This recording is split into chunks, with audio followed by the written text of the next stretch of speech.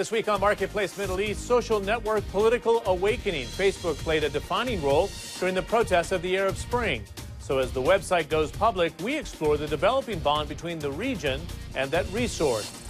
Plus, from a social platform to an expanding business network, Aramix CEO Mohammad Nour talks to us about the growing impact of e-commerce on its global logistics business. Facebook launched its long-awaited initial public offering this week. With nearly 1 billion users, the social networking site hopes investors will dig deep to buy a stake in the company that has become a global phenomenon. Recently, the role of social media increased sharply in the Middle East, especially as it served as a key tool for protesters in Egypt and Tunisia. According to Arab Technical News Gateway, 43 million people in the Middle East are now using Facebook. Leonie Lakhani has more on the growing influence of social media on the region. There's been a phenomenal rise in the number of online users, and that became more apparent during the Arab Spring. Images from the streets of Tunis that said it all. Dubbed the Facebook revolution by some, the power of social media became evident as Tunisia's youth rallied their peers online last year to oust President Zine El Abidine Ben Ali, inspiring hundreds of thousands to follow suit in Egypt. Internet activist Wael Ghanem became a household name, using Facebook and Twitter to organize pro-democracy demonstrations. The Middle East has traditionally been a telephone culture.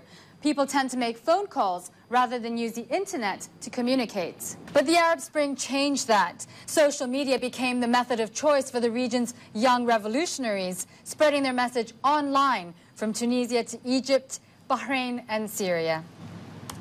A new survey from the Dubai School of Government shows the use of social networking sites has rocketed. The number of Facebook users in the Arab world jumped by an astonishing 68% last year. No surprises that the youth between the ages of 15 and 29 make up around 70% of Facebook users. The most populous country in the Arab world, Egypt, constitutes about a quarter of the region's total. When it comes to Twitter usage, Bahrain and Kuwait lead the way, but the percentage of the population that uses it is still relatively small, just over 3%. The new generation is taking advantage of the upsurge in online use. 22-year-old Mohammad Nour is an internet entrepreneur who believes the time is ripe for virtual ventures. There is like a social bubble growing in the Middle East region, and we want to use this. Nour and a few of his friends launched a new website called ShoutIt, a virtual message board. We started March 2nd, 2012. We have now, we already passed 12,000 users and 300,000 page views. The site allows users to post requests for specific goods and services. People are trying to sell everything on this thing. Dogs, puppies, snake.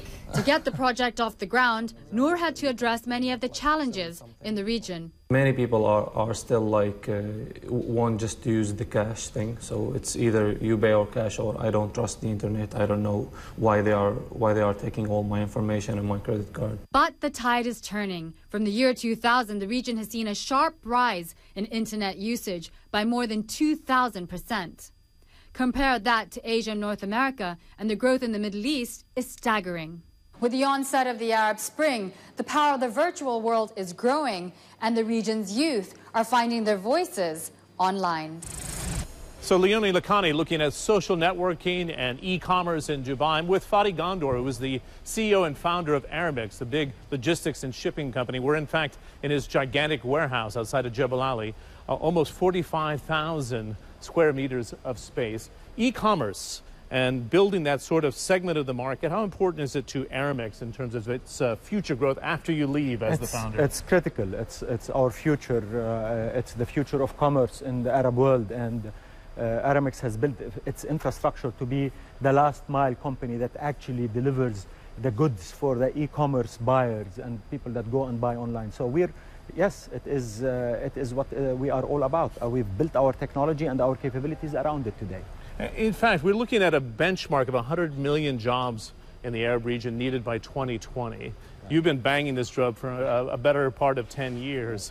Are we benchmarking ourselves and using e-commerce? Are we using all the tools available, including the young workforce, to create the jobs? We don't seem to be benchmarking anything. Correct. So I don't know if we're benchmarking, but what we need to be careful of and we need to know is that building the Arab knowledge economies revolves around the internet today, obviously.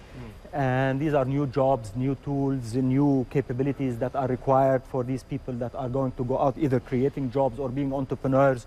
These are multilingual people.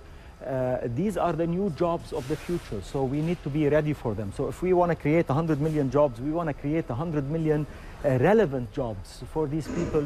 So we educate people for employment, we educate people to be entrepreneurs, we educate people and give them tools so that they become the generation that is going to be productive, which is so essential for us. This is get them out of the government mentality? Is that's not the main employer of the region? Because the governments cannot employ all these people that are coming to the workforce today. The private sector has to step up.